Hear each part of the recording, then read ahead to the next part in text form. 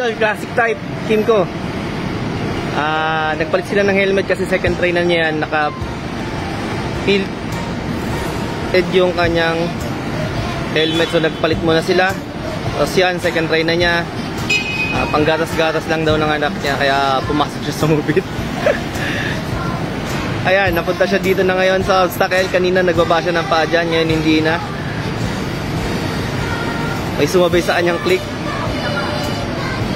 Ayan. Tingnan natin kung magbababa siya ng paa. Pasok na siya ng rotonda. Maliit lang yung motor na to kaya kayang-kaya to. Classic na classic yung bike na to, no? Si Idol.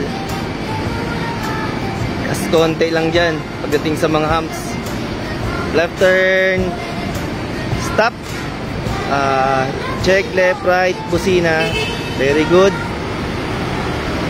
Pasado ka na. Sabi ng iyong angkas, pasado ka na. Oh.